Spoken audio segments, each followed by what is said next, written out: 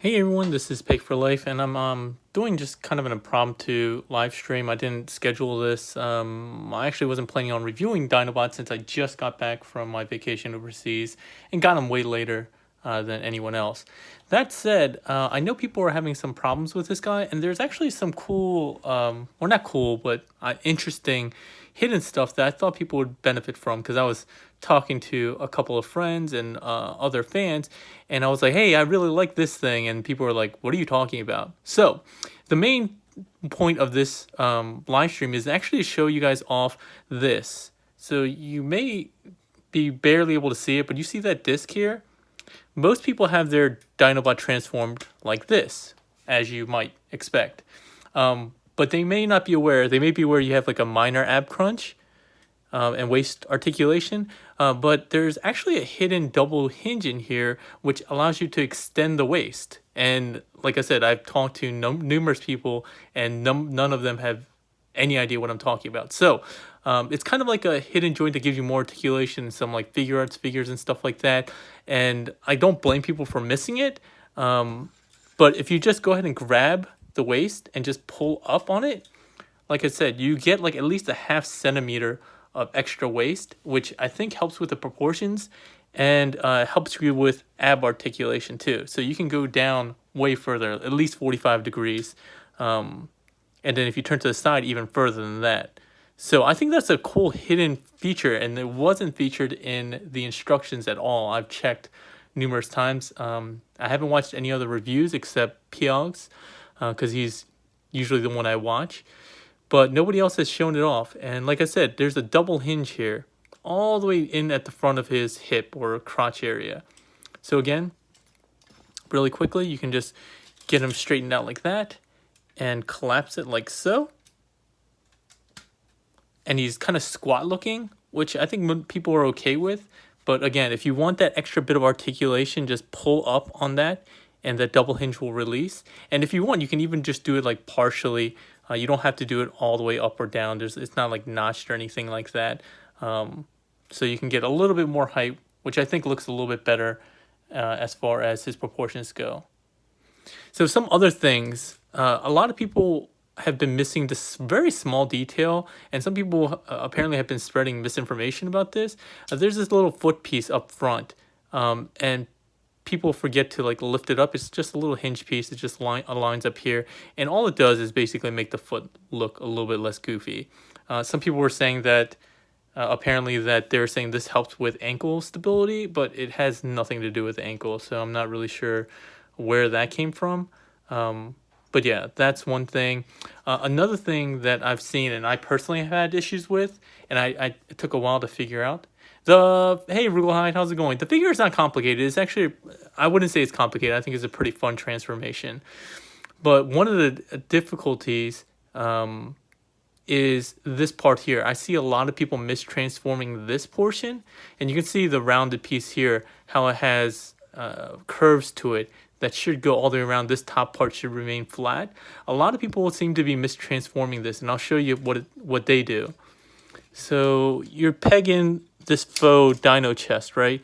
And when you transform them, you're supposed to bring this down, and people go like this. A lot of people end up pushing this dino head like this, and you can see it's catching underneath here, and then they peg it in, and you'll see that this curvature is not lining up, and then this neck piece is floating up a little bit higher than it should be. So just be careful, because you might ruin your figure, or at least mar parts of the back of the dino head, faux dino head. You want to make sure to lift this up, fold it down so it sits over top of that piece right here. This it's hard to show off, but it's this kind of a curved piece that curves down. This piece right there. Don't put it underneath. Don't put it underneath like this piece here. You want to make sure you have it lifted up and cleared and tabbed down, and that will make sure you have the curvature correct when you plug everything in. See, now it's nice and flat at the top, and this curvature aligns with the rest of the neck piece. One other piece that I wanted to mention very quickly is, let's untab this. Hey, I still function. Yeah, this is just going to be a quick one. I'm not doing a full review. I think a lot of people have already have this covered. I just wanted to show some quick tips, including the hidden waist joint here, waist extension. One other piece that people have seemed to miss is that his Dino head, when you open it up, everybody knows he has teeth in there, but it actually sits kind of far in. That's by design to make it collapse a little bit more and to hide the teeth if you don't want them to. But if you pull out on the lower jaw just a little bit, you'll see that these teeth actually come out.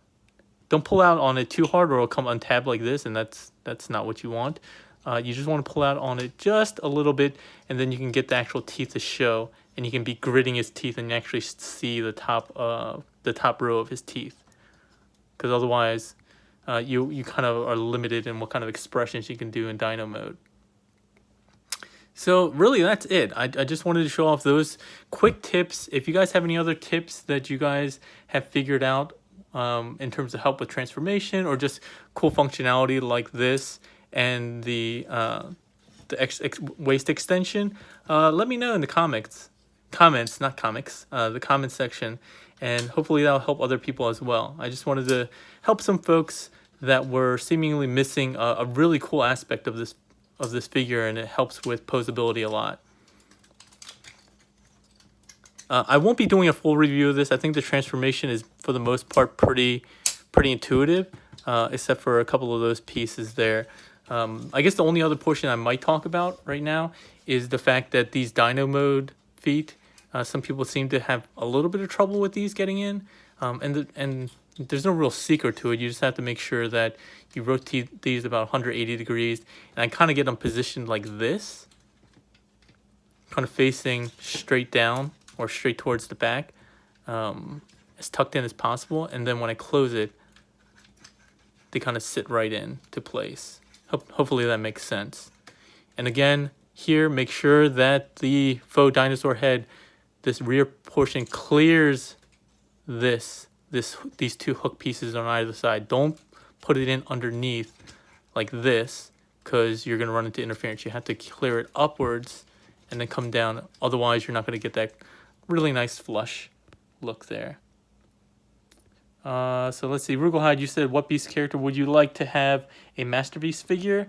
You would like Transmetal Prime or Megatron.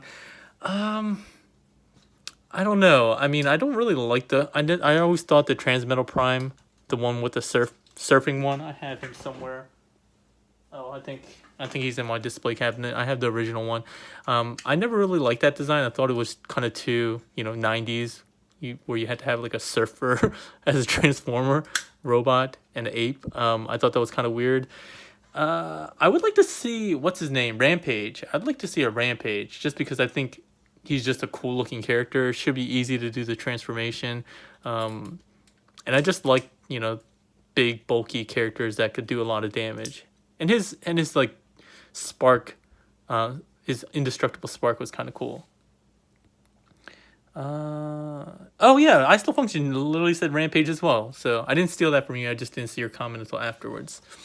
But yeah, I would like to see Rampage. Not so much that Manta Ray guy. I don't remember his name either. I didn't think he was that interesting. And he was kind of a douche.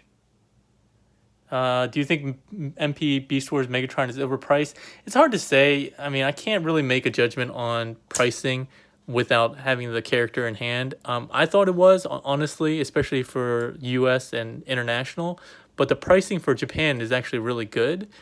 So that's one thing. The other thing is that I find that he's really, really big, and I wasn't expecting that.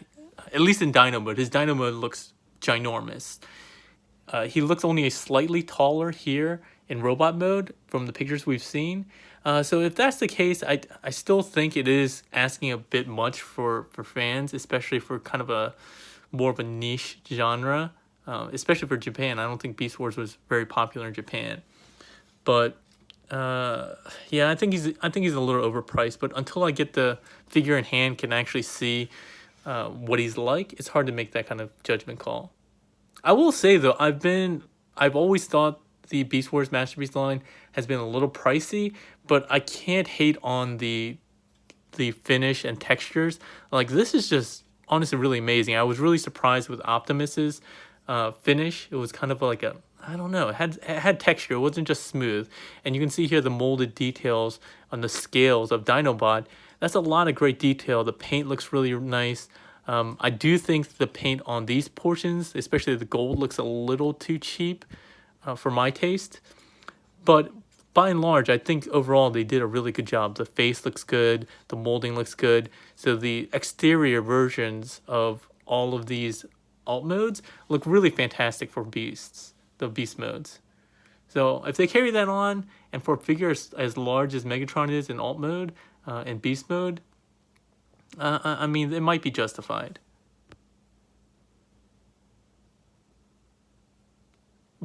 Yeah. Well, Optimus has a lot more comments. Probably going through his stream, it probably misses. I mean, I miss a lot of comments, and I only get like 10 of them, so it's a lot easier for me to answer questions. I don't think MP. So it's weird. I don't really follow the scale of the Beast Wars. While I did watch the show, I don't. I wouldn't say he's too small. I didn't realize how much bigger Dinobot and Megatron were, and I don't know how accurate that is. But as with all Transformers, I'm guessing that scale is very fluid, even in the Beast Wars show. Oh, I guess one other thing I would mention. Everybody's seen this piece here, right? There seems to be a quote-unquote correct way to peg these two halves together. Why is this not coming off? There we go. So they're not the same, and seemingly, based on what I've looked at, the correct way is to have them positioned like this. The reason being these pieces line up, and then these tubes line up. You really can put them in whichever way you want, and it looks fine. Nobody's probably going to judge you for it, but I think the correct orientation is supposed to be like this. Yeah, with these pipes aligned like that. Well, you may be able to do it this way too. Oh yes, I thought maybe this way worked too, but then there's just too many mismatched pieces. This pipe going to nowhere and so forth. So, at least for me, I think this is. Oh no, this is not the way I had it. Yeah, like this. There we go. With these pieces and these pieces aligned. But really, it doesn't matter. No one's gonna look at the floor. All right. Is MP Primal about Carbot size? I don't think he's that small. I would say maybe Cheetor's MP Carbot size. Give me a second. I'll do a quick comparison just because it's not too hard for me.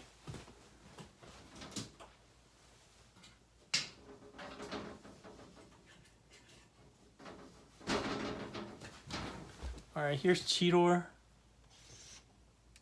Here's Primal. I'll straighten him out so as to do a fair comparison.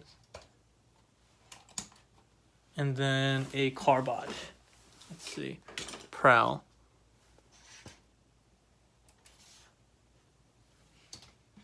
So you can see that Cheetor is probably close or maybe just below. And then Primal's a little bit taller than a Carbot. Yeah. I think these two are a little bit closer in scale or in size, overall size. And I do have in position, so that's probably why they're not exactly the same height, but pretty close, much closer than I think Primal and a Carbot is. But yeah, I don't know. I never really imagined Dinobot being that big compared to Primal, but I'm sure it's fairly accurate. Again, I'm not a scale expert when it comes to either show, but Beast Wars in particular, I just remember watching it and enjoying it. But yeah, like I said, this is also kind of a textured piece too, and really kind of an interesting paint job of how they did it to make it look like fur. So while I do think they're way highly priced as far as size go, as far as the things that they come with and the overall finish, I think it's a higher quality and just more detailed finish than than we see with the traditional MP line, which probably justifies the higher price, the manufacturing cost. All right, so I don't think there's much else I was going to really talk about. Again, for those of you coming up late, really it was for just a quick tips and tricks video. And it was really primarily to show off this waist joint here, this extended waist joint that I haven't seen anybody talk about. And I've talked to a number of hardcore fans that I would imagine would have figured it out. But you can see that most people have it collapsed like this. Very limited ab crunch. But if you pull and extend, you get about a ½ centimeter more, and you get way more ab crunch. Obviously, it breaks up the look here, but you do have that for extra articulation. So if you wanted to do kind of like an Iron Man pose, which the troll Chaticus always asks me to do because he knows I hate to do that pose, you do get more articulation out of there. All right, so that's really it for me. Thanks everyone for joining for the quick live stream. I'll be back with some more live streams very soon now that I'm back in the States. I will have the MMC Skylinks. I actually got permission to do a full review of the test shot, including transformation, even though it is super loose. So expect that pretty soon. And I'll probably have one or two other reviews coming very shortly. But thanks again for... Oh, yeah, I still function. Quick question. All right, last question. Type quickly. And if I do get permission from some other companies, I might do a couple of other stuff we saw at TFCon. Any idea when FT Cyclonus will come? I don't know about the time frame. I thought they said fairly soon. If you guys missed it on TFW, I mentioned that I got to mess with it pretty heavily at TFCon, and I thought it was a pretty good overall figure. Nothing too crazy as far as the transformation goes. It was fairly intuitive. I didn't need instructions, and it was pretty quick and painless. Nothing with issues with blockages or interference or collisions and stuff like that. And the finish looks really nice, and a really nice purple metallic. I don't really get the skirt pieces. I don't think it really makes sense for this figure, but I guess it's nice that they threw that in. I will say that I feel like they stood on the shoulders of X-Transbots in some areas by building off of some of their transformation ideas, because some parts of it are very, very similar. Obviously better executed since it's coming out later, but I think they did a good job about that. I don't think it's quote-unquote stealing. I think it's taking really good engineering and building upon that. But yeah, I feel like parts of it are fairly obvious that they took from X-Transbots. Yeah, Juan, I would recommend this for sure. It's a fun figure. I think the transformation is really cool. It's not perfect in beast mode with some kibble hanging off, but I think it's a really good representation of Dinobot. A fan favorite.